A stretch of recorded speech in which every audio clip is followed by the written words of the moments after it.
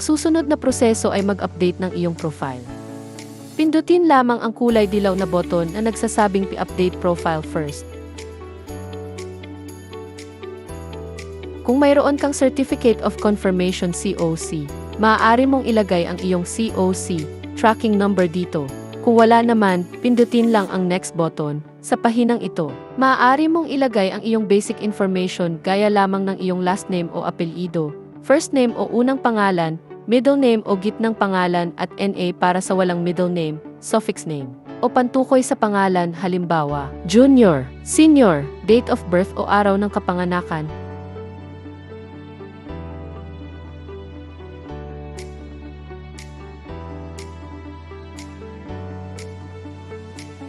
Place of birth o lugar ng kapanganakan.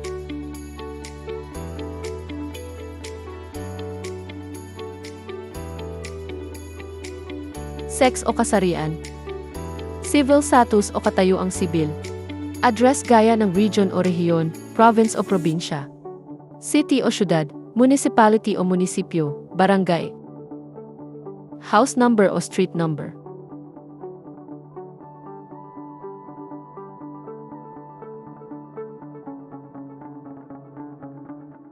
IP group.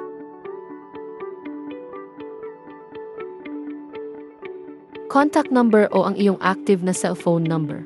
Pagkatapos nito, pindutin ang next button at maaari mong idagdag ang iyong educational attainment.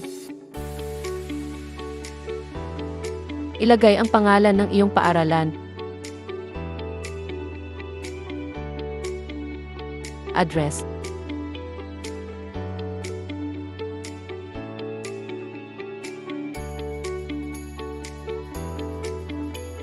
Level. Gaya lamang ng elementary, junior o senior high school, college, masteral, o doctorate. Type, hal pribado o publiko. Year graduated o taon ng kung kailan nakatapos. Average o marka. Honors awards received o parangal na natanggap. Pagkatapos ng pahinang ito, maaari mo rin ilagay ang detalye ng iyong pamilya para sa iyong father and mother o ama at ina, kung ito ay living o buhay, o kaya deceased o namayapa na. Pangalan.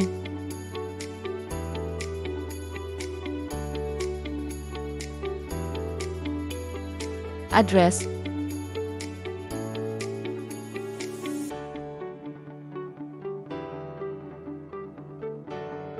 Occupation o trabaho.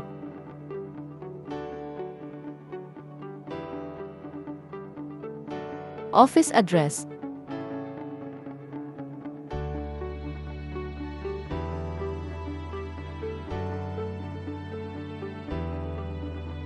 IP group. Annual income o kinikita sa loob ng isang taon. Para naman idagdag ang detalye ng brother or sister in the family o ang iyong mga kapatid. Simula sa pinakamatanda hanggang sa pinakabata, pindutin lang ang kulay berdeng Add More button at ilagay ang pangalan, birth date,